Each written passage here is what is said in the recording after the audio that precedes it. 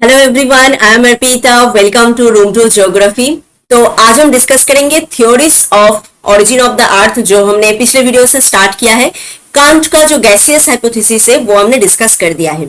आज हम डिस्कस करेंगे लाप्लास का नेब्यूलर हाइपोथेसिस। तो ये भी modified version of can't gaseous hypothesis. तो चलिए देखते हैं लाप्लास ने नेब्यूलर हाइपोथेसिस में क्या कहा है, कैसे अर्थ का ओरिजिन हुआ है। The French mathematician Laplace propounded his nebular hypothesis in the year 1796. 1796 में ये जो थ्योरी है, जो हाइपोथेसिस है, ये बना था। He elaborated his concept about the origin of the solar system and the earth. तो हमें तो पहले से ही पता है कि अर्थ एंड सोलर सिस्टम, सभी जो प्लैनेट है, सैटेलाइट है, सब कुछ सेम वे में, सेम तरीके से बना है, ओरिजिन हुआ है। तो origin of the solar system जैसा है, अर्थ का ओरिजिन भी सेम प्रोसेस में ही हुआ है। His concept about the origin of the solar system and origin of the अर्थ कहाँ पे छपा है? In his book entitled exposition of the world system. ये एक इंपॉर्टेंट क्वेश्चन है, कौन से बुक में ये कॉन्सेप्ट आया है? Exposition of the world system. Laplace nebular hypothesis was in some way similar to the gaseous hypothesis of Kant. Kant का जो गैसियस हाइपोथेसिस है, कुछ जगह पे इससे सिमिलर है। This is the modified version of can't hypothesis. तो Kant ने जो हाइपोथेसिस बनाया था, उसको मॉडिफाई करके, उसमें जो जो सब एरर आया था, उसको मॉडिफाई करके लाप्लास ने और एक थ्योरी यहाँ पे बनाया है। Laplace propounded his hypothesis without mathematical formulation. तो मैथमेटिकल फॉर्मुलेशन यहाँ पे नहीं लिया है उन्होंने अपने हाइपोथेसिस में। Laplace postulated his hypothesis after removing the weak point and erroneous concept of Kant hypothesis. तो क्या क्या रिमूव किया है? जो सब वीक पॉइंट है एंड जो सब एरर है, जो क्रिटिसिज्म हुआ था कांट के गैसियस हाइपोथेसिस का, वो सब यहाँ पे सॉल्व किया है एंड रिमूव किया है करके अपना एक नया हाइपोथेसिस यहाँ पे बना है। तो three basic defect of can't hypothesis, can't के हाइपोथेसिस में क्या क्या मेन डिफेक्ट था जिसको इन्होंने रिमूव किया है? क्या था? Large amount of heat can not be generated due to collision of cold particle of primordial matter. तो कांट ने कहा था हीट जनरेट होता है जो प्रिमोर्डियल मैटर है एक दूसरे के साथ कॉलिशन की वजह से, बट ये नहीं होता है। लार्ज अमाउंट ऑफ हीट ऐसे मतलब नहीं बन सकता है। Mutual coalition of particle can not generate motion. तो उन्होंने ये भी कहा था, इसके बाद मोशन स्टार्ट हो जाता है कॉलिशन की वजह से ही, बट ये कॉलिशन के वजह से मोशन जनरेट नहीं हो सकता है। And the random motion of the particle can not generate circular motion in the primordial matter. And normal जो मोशन पार्टिकल के अंदर है, उसकी वजह से जो सर्कुलर मोशन है, जो स्पाइनिंग कर रहा है, रोटेटरी मोशन जो है, वो यहाँ पे जनरेट नहीं हो सकता है। तो ये भी एक डिफेक्ट है। The angular velocity of rotatory speed of the nebula cannot increase due to increase in the size of nebula. तो रोटेटरी स्पीड का जो वेलोसिटी है, वो नेब्यूला के साइज इंक्रीज होने के साथ साथ इंक्रीज नहीं हो सकता है। तो मेन डिफेक्ट यहाँ पे क्या क्या है? एक तो जो हीट जनरेट हो रहा है after collision between the particle, but वो सच नहीं है, ऐसे नहीं हो सकता है। एंड रोटेटरी मोशन भी कॉलिशन की वजह से जनरेट नहीं हो सकता है। And rotatory speed nebula increase होने के साथ साथ इंक्रीज नहीं हो सकता है। तो ये सब जो डिफेक्ट है कांट के हाइपोथेसिस में, इसको उन्होंने सॉल्व किया है एंड सॉल्व करके एक नया हाइपोथेसिस यहाँ पे बनाया है। तो Laplace assumed certain principle for the postulation of his nebular hypothesis to solve the riddle of the origin of the earth. तो उन्होंने कुछ प्रिंसिपल यहाँ पे लिया है अपना जो हाइपोथेसिस है उसके लिए, एंड ओरिजिन ऑफ द अर्थ का जो प्रॉब्लम है, कैसे ये बना है, वो रिडल सॉल्व करने के लिए। He assumed that there was a huge and hot gaseous nebula. उन्होंने क्या एज्यूम किया है यहाँ पे? assumption क्या लिया है? A huge and hot gaseous nebula पहले से ही है। बट कांट ने कहा था क्या, कोल्ड प्रिमोर्डियल मैटर हार्ड कोल्ड, उसके बाद वो धीरे धीरे हीट जनरेट होता है एंड गैसियस फॉर्म में आता है, हॉट होता है, नेब्यूलर बनता है। बट यहाँ पे उन्होंने ऐसा नहीं कहा है, पहले से ही उन्होंने यहाँ पे एज्यूम कर लिया है कि huge and hot gaseous nebula space में जनरली है। Thus he solved the problem of heat of the nebula through his assumption and ऐसे ही नेब्यूला के अंदर हीट कहाँ से आया, वो वाला जो प्रॉब्लम था कांट के गैसियस हाइपोथेसिस में, वो प्रॉब्लम उन्होंने ऐसे ही सॉल्व किया है। From the very beginning huge and hot nebular was rotating on its axis. जो कांट ने कहा था हीट जनरेट होता है, फिर मोशन जनरेट होता है कॉलिशन की वजह से, उसके बाद रोटेटरी मतलब वो रोटेट करने लगता है अपने एक्सिस के ऊपर, रोटेटरी जो वेलोसिटी है वो धीरे धीरे इंक्रीज करता है। वो सब प्रॉब्लम में लाप्लास ने नहीं गया है, उन्होंने पहले से ही यहाँ पे एज्यूम कर लिया है। एक तो हॉट नेब्यूला पहले से ही है गैसियस फॉर्म में एंड वो पहले से ही अपने एक्सिस में रोटेट कर रहा है। तो ऐसे करके उन्होंने जो कांट के गैसेस हाइपोथेसिस का जो प्रॉब्लम है उन्होंने वो सॉल्व किया है। The nebula was continuously cooling due to loss of heat. तो नेबुला पहले से हॉट था, पहले से गैसियस फॉर्म में था, धीरे धीरे वो कूल हो रहा है, कूलिंग का प्रोसेस हो रहा है धीरे धीरे। कैसे?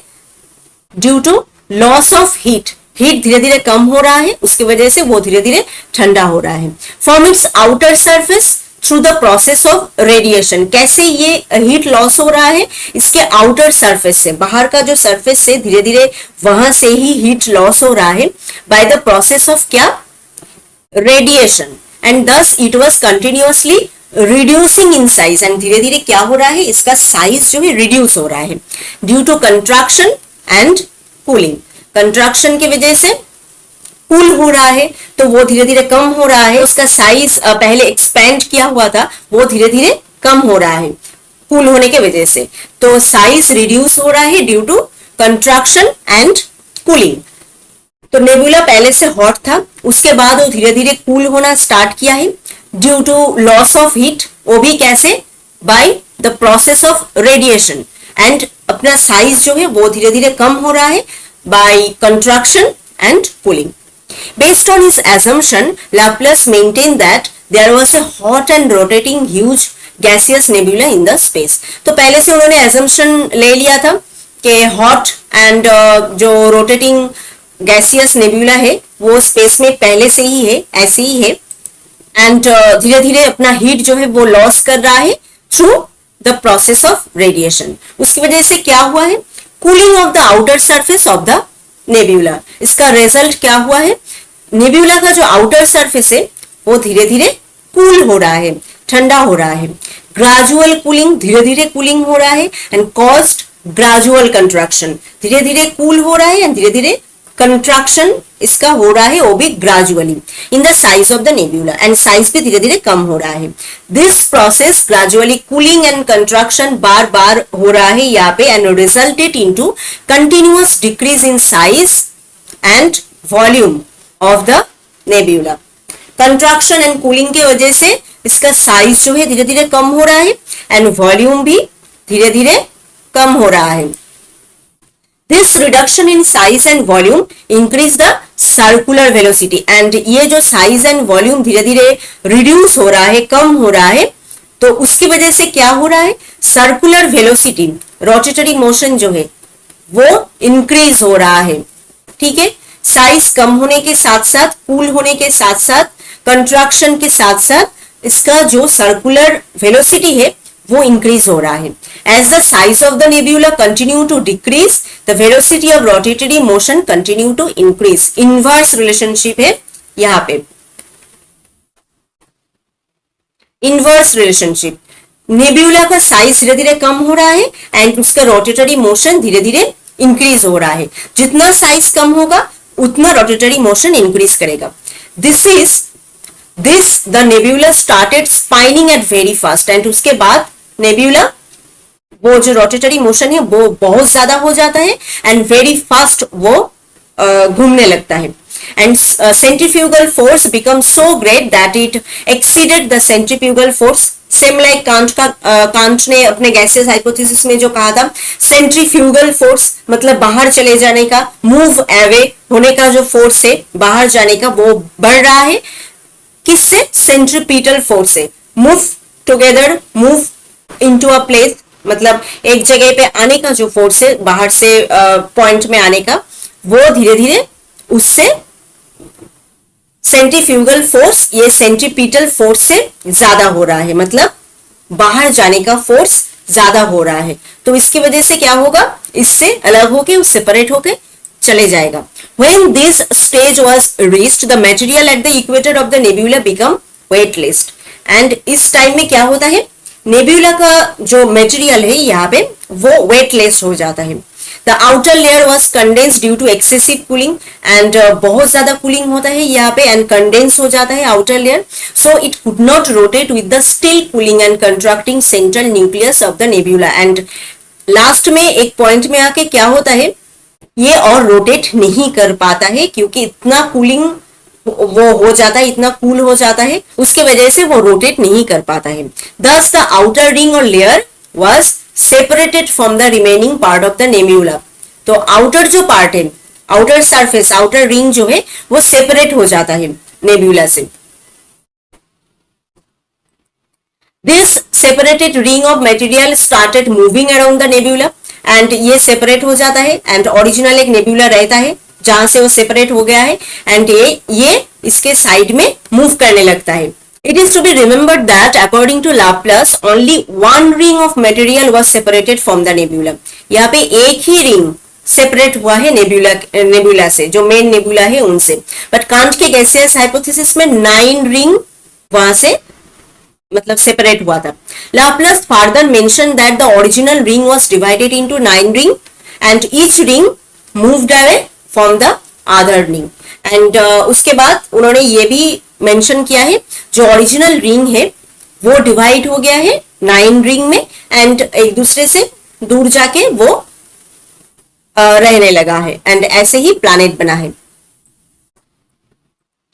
All the material of each ring condensed at a point in the form of hot gaseous agglomeration and इसके बाद जो सब रिंग बिछड़ गया है, सेपरेट हो गया है, वो धीरे धीरे एक टाइम में आके कंडेंस हो जाता है एंड प्लैनेट फॉर्म करता है। Thus, 9 planets were formed from 9 rings and the remaining center nucleus of the nebula become the sun. And ऐसे ही 9 ring और 9 planet बना है and बीच का जो central part यहाँ पे रह गया है वो as a sun यहाँ पे रहा है। तो कैसे ये origin हुआ, कांट के हाइपोथेसिस से क्या क्या अलग है यहाँ पे? कांट के हाइपोथेसिस में मेनली कहा गया था कि प्रिमोर्डियल मैटर जो है वो पहले हार्ड है, कूल है, सॉलिड है एंड बाद में वहां पे हीट जनरेट होता है एंड वो हॉट होता है एंड गैसियस फॉर्म में आता है। यहाँ पे लाप्लास ने पहले से ही एज्यूम किया था कि हॉट गैसियस फॉर्म में ही है नेब्यूला एंड वो पहले से ही रोटेट कर रहा है अपने एक्सिस में, ठीक है। एंड उसके बाद वो धीरे धीरे कूल होने लगा, उसका आउटर जो सरफेस है वो धीरे धीरे कूल होने लगा एंड साइज में कम छोटा होने लगा, तो उसकी वजह से रोटेटरी जो मोशन है वो स्टार्ट होने लगा एंड इंक्रीज होने लगा। जितना उसका साइज कम होगा उतना उसका rotatory motion and velocity of rotatory speed जो है वो इंक्रीज करेगा एंड ऐसे ही एक टाइम में आके वो और रोटेट नहीं कर पाएगा क्योंकि वो इतना कूल एंड इतना मतलब ठंडा हो जाएगा इसकी वजह से। तो तब एक रिंग उससे सेपरेट होके चले जाएगा जब सेंट्रीफ्यूगल फोर्स सेंट्रीपिटल फोर्स से ज्यादा हो जाएगा तब। तो एक रिंग पहले जाएगा, वो 9 रिंग वहां से सेपरेट होगा एंड वैसे ही 9 प्लैनेट बनेगा एंड बीच में जो न्यूक्लियस जो मेन जो नेब्यूला रह जाएगा वो एज ए सन रहेगा। ऐसे ही सेम प्रोसेस में सैटेलाइट भी, सभी प्लैनेट का जो सैटेलाइट है वो भी बनेगा। Satellites were formed from the planet due to repetition of the same process में ही सैटेलाइट बनेगा। French scientist Ross suggested modification in the nebular hypothesis of Laplace during mid 19th century. उन्होंने इसको मॉडिफाई करने के बारे में सजेस्ट किया था। कुछ चीज लाप्लास के थ्योरी में भी है जो ठीक ठाक नहीं है। He opined that 9 rings were separated from the nebula itself and this ring were condensed to form 9 planets. उन्होंने ये कहा था कि 9 रिंग सेपरेट हुआ है नेब्यूलर से। क्यों लाप्लास ने क्या कहा था, 1 रिंग सेपरेट होता है पहले नेब्यूला से, पर उन्होंने कहा था 9 रिंग ही सेपरेट हुआ है एंड 9 प्लैनेट यहाँ पे बना है। तो ये गया टोटल हाइपोथेसिस ऑफ लाप्लास, कैसे ये कांच के गैसियस हाइपोथेसिस से अलग है एंड क्या क्या डिफेक्ट उन्होंने यहाँ पे सॉल्व किया है एंड कैसे सॉल्व किया है कांच के गैसियस हाइपोथेसिस का, ये बहुत इंपॉर्टेंट है। नेक्स्ट हम आते हैं एवोल्यूशन में, जो लाप्लास का थ्योरी भी क्रिटिसाइज हुआ है बहुत सारे जगह पे।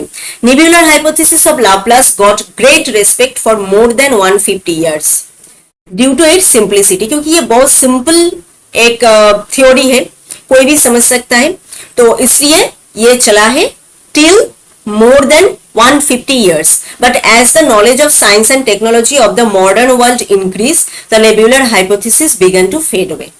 तो जैसे ही साइंस, टेक्नोलॉजी, नॉलेज और भी लोगों ने गेन किया है, तो उनको और भी नए नए चीज पता चला है यहाँ पे, तो तब जाके ये नेबुलर हाइपोथेसिस ज्यादा नहीं चला है। Laplace assumed that initially there was a hot and rotating nebula, but he did not describe the source of the origin of the nebula. Can't का भी सेम प्रॉब्लम है, उन्होंने पहले ही कहा था प्रिमोर्डियल मैटर ऐसे ही स्पेस में रहता है, बट उसका सोर्स ऑफ ओरिजिन भी उन्होंने डिस्क्राइब नहीं किया था। लाप्लास भी सेम जो हॉट गैसियस नेबुला के बारे में कहा है, उसका सोर्स कहाँ से है, कहाँ से ये आया है, वो यहाँ पे डिस्क्राइब नहीं किया है। Where did the heat and motion in the nebula came from? ये भी उन्होंने एक्सप्लेन नहीं किया है, हीट कहाँ से आया, कैसे ये हॉट हुआ पहले से ही, एंड कैसे इनमें मोशन आया, वो भी उन्होंने यहाँ पे एक्सप्लेन नहीं किया। Why was the reason behind the formation of certain fixed number of planet? क्यों ये 9 प्लैनेट ही वहां पे बना, क्यों 9 रिंग ही सेपरेट हुआ, ये सब उन्होंने यहाँ पे डिस्क्राइब नहीं किया। इसका रीजन क्या है, और भी ज्यादा हो सकता था, कम भी हो सकता था। Why did only 9 rings come out from the irregular ring detached from the nebula? Why?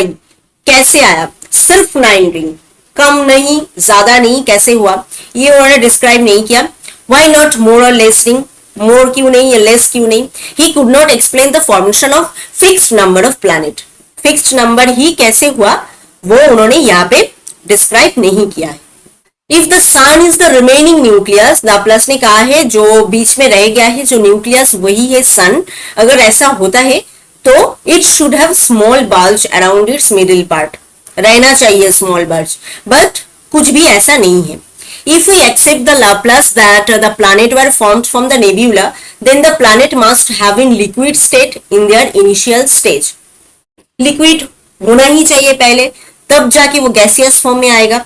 उन्होंने ये भी एक्सप्लेन नहीं किया है। But planet in liquid state can not rotate, अगर लिक्विड स्टेट में होता है तो रोटेट नहीं कर पाएगा।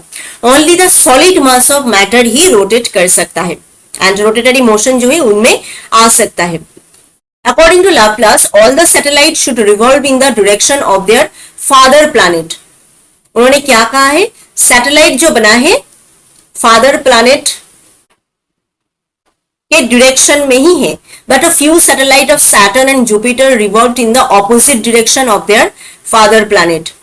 But कुछ प्लैनेट ऐसे भी है जिसका सैटेलाइट उनके ऑपोजिट डायरेक्शन में भी है, इसका रीजन उन्होंने एक्सप्लेन नहीं किया। After 100 years of postulation of Laplace hypothesis, great British physicist James Clerk Maxwell and Sir James Jeans showed that the mass in the ring was not enough to provide gravitational attraction for condensation to form individual planet। तो उन्होंने क्या यहाँ पे दिखाया है, जो इसके अंदर मासेस है वो ही उसके द्वारा ही ग्रेविटेशनल अट्रैक्शन ये प्रूव नहीं किया जा सकता है। This hypothesis is unable to explain the peculiar distribution of the present day angular momentum, ये उन्होंने डिस्क्राइब नहीं कर सकता है इस हाइपोथेसिस से। Based on above argument the nebular hypothesis of Laplace is rendered untenable, and last में जाके क्या हुआ, ये हाइपोथेसिस भी नहीं चला। ठीक है, तो इमेज में अगर हम देखेंगे पहले से क्या है, पहले से ऐसे ही एक गैसियस फॉर्म में नेब्यूला है, उसमें धीरे धीरे रोटेटरी मोशन आने लगा एंड वो रोटेट करने लगा एंड वो धीरे धीरे कंडेंस होने लगा एंड एक ही रिंग यहाँ पे बना है। उसके बाद बीच में रहा है जो न्यूक्लियस वो है सन, एंड धीरे धीरे और सभी जो रिंग्स है वो बना है एंड और सब प्लैनेट भी यहाँ पे बना है। यहाँ पे भी अगर हम देखेंगे सेम है नेबुलर हाइपोथेसिस, पहले ऐसा था, धीरे धीरे मोशन आने लगा एंड एक रिंग वहां से सेपरेट हुआ, यहाँ पे बीच में जो रह गया है न्यूक्लियस वो है सन एंड एक रिंग जो सेपरेट हुआ है वहां से प्लैनेट बना है, एंड ये बाद में और भी 9 प्लैनेट यहाँ पे बनाया है। तो ये गया total nebular hypothesis of Laplace. तो ये mainly modified version of can't gaseous hypothesis. तो कांट ने और भी चीजें यहाँ पे दिया था, कैसे कैसे हीट जनरेट होता है, कैसे वो गैसियस फॉर्म में आता है, बट वो सब प्रॉब्लम लाप्लास ने यहाँ पे सॉल्व कर दिया है। उन्होंने पहले से ही कहा है ये सब गैसियस फॉर्म में ही है, हॉट फॉर्म में है नेब्यूला, एंड वो पहले से ही रोटेट कर रहा है अपने एक्सिस में। बट कैसे ये सब प्रोसेस हुआ है, ओरिजिन कैसे आया है, कहां से आया है ये नेब्यूला, कैसे ये रोटेट करने लगा है, ये सब सोर्स एंड एक्सप्लेनेशन उन्होंने यहाँ पे नहीं दिया है। तो इसकी वजह से अपना ये जो हाइपोथेसिस है वो यहाँ पे क्रिटिसाइज हुआ है एंड बाद में जाके नहीं चला है। तो I think nebular hypothesis of Laplace आपको समझ में आया है। फिर भी कोई क्वेश्चन है तो आप हमें कमेंट करके बताएं। एंड नेक्स्ट वीडियो में भी हम और जो थ्योरी है related to origin of the earth वो डिस्कस करेंगे। तो आई थिंक आज का ये पार्ट आपको समझ में आया है। फिर भी कोई क्वेश्चन है तो आप हमें कमेंट करके बताएं। And if this video is helpful to you then please subscribe room to geography. मिलते हैं और एक नए वीडियो में और एक नए टॉपिक के साथ। Thank you.